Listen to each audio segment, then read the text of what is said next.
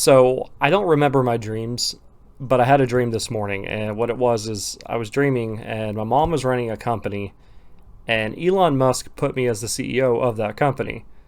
So she was trying to get me like thrown off because she didn't want me on there because I would have like radicalized it or whatever, or changed some shit. I don't know what. I don't really remember. Like when you wake up, you kind of forget about what your dream was even about, and I all I remember is Elon Musk made me the CEO, and my mom was trying to get me stripped of that position, like trying to like blackmail me or shit. And I'm like, dude, I'm pretty like open about the horrible things I've done, so like you can't really get me with the blackmail shit.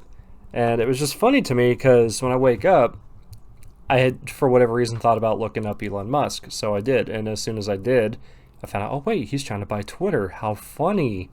Psychic fucking dream, dude. Like life is a simulation. We're in a fucking computer. Like I'm psychically linked to this shit. I don't know how. I don't know why, but it was pretty funny to me. And Twitter right now is, well, how you'd expect. It's acting a little something like this.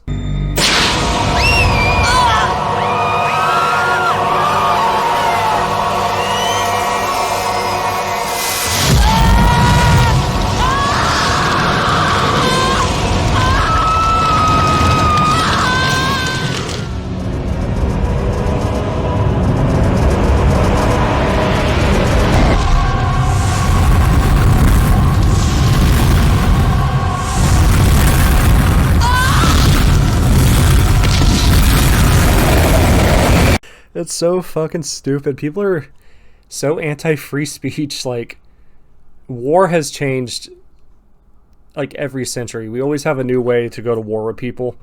You know, at one point we were like poisoning people. We were going to fight with swords, and then it was guns, and then it was nuclear holocaust, threats of nuclear holocaust. And now the way you go to war is our civil war we're having in this country right now is through the fucking internet because people are too pussy to go fight in the street, and it's the funniest shit. And the scary thing is one side of it's actually winning because they're restricting your right to have an opinion or say anything back, and that's a very slippery slope. It's a very scary thing. And it's just funny to me that it takes the richest man in the world to kind of correct that. So if Elon succeeds in buying this, I think it's for like 44 billion or 43 billion or something like that, and I think Twitter's only worth 37. You'd be stupid to say no to, selling it to the man because he could pull his money out and tank your fucking stocks. That would definitely get the CEO fired. Stockbrokers, everybody who's invested, they could just sue the board at that point for, causing colossal loss of money. Like Elon's going to come out on top either way, but I really hope he does win. Free speech, I'm all for that. I've always been free speech, even though I used to be liberal. I wouldn't call myself a conservative now. Everyone thinks I'm conservative. They're like, oh, you hung out with Texas too long. Like, no, I'm not even conservative. I'm not right wing or left wing. I'm just whatever makes more sense. And lately, it's been the right wing's been making more sense. So I don't want to sit in their cafeteria, but I'll sit on the bench with them. You know what I mean? I don't agree with everything on the right. I don't agree with most of the shit on the left right now because the left's fucking batshit. I don't know what kind of political stance you would put me in or what the term for this even is. I don't really know. But I have always been on the side for free speech because I don't like people restricting language.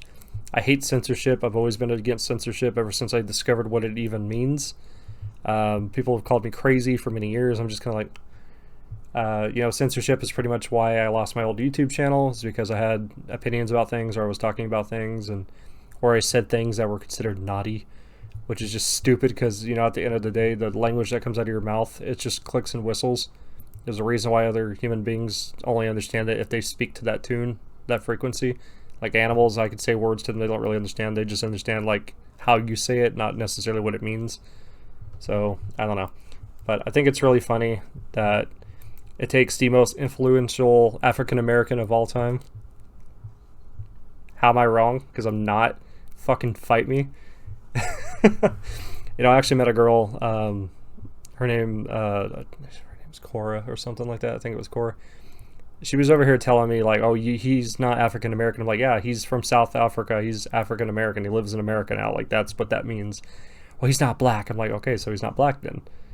But she had the audacity to say Idris Elba is fucking, what was it, British or African British or whatever. And I'm like, that's not even a fucking phrase. There's a reason America's like the only fucking country that uses this like stupid ideology viewpoints to address things or label things. It's because like when you go full on woke, you just become stupid, and it's just, I don't know. And this isn't like, look, I'm friends with people on the left, I'm friends with people on the right. I'm not trying to attack anybody or anything like that because I'm turning a new leaf, believe it or not. But I just think it's hilarious whenever people are just so fucking full of their own shit that they don't realize just how stupid you come across to the rest of the world. Like, also, it's just a fair point for the right side as well. Like, I get so annoyed when I see people say, oh, the silent majority. I'm like, fucking grow some hair on your chest and fucking speak up. Like, there's a reason you're getting pushed over. If this silent majority is even a real thing, there's a reason you're getting fucking demolished by fucking people who can't change their own tire. People who work part-time jobs at Wendy's. People who still ask their mom to make their doctor appointment. These are the people you're losing to. It's disgusting. It's pathetic. Like, fucking man up. Like, I have been butting heads with people on political takes, on just everything. Not even necessarily just political stuff. When I see somebody that's stupid or has a very dumb take on something, I'm very vocal. I'm very confrontational. I will confront you about it. I enjoy this shit. I'm not fucking shy, meek, embarrassed to speak up loud in front of people. I'm not like that at all, and I will fucking go for the throat over this shit. So, I can criticize the right side as well, if it's even real. I don't know, just Elon Musk buying this is probably going to be the reason I would even come back to Twitter if I can, because hopefully I'll be able to come back and, not get banned for making fun of things. Now, taken a few times that I've been banned, I have absolutely deserved it, and I will own up to that, but I think the last time I got banned for even just mentioning my YouTube channel, that's stupid. The fact that that even happened is a reason why this shit needs to be regulated. I wouldn't necessarily say government regulated, because the government fucks everything up even worse than it already is. So people are like, oh, well, the government needs to regulate Twitter, and I'm like, I don't know if that's even a good idea. Like, I put more trust in the man that's trying to get us to Mars, like... The man who made a fucking joke currency make people thousands of dollars. Thank you, by the way, Elon. I love you for that. Or, the man that's just... the richest man in the world who's also up to date with, like, fucking memes and culture and shit like that. I fucking respect that, because he's not exactly out of touch. And, a lot of people that are in his age or his position of power, they're really out of touch with how life is. And I'm not the only one. There's a reason there's like a reason why people don't want to get on Facebook anymore, is because shit's just weird, man. It's wonky.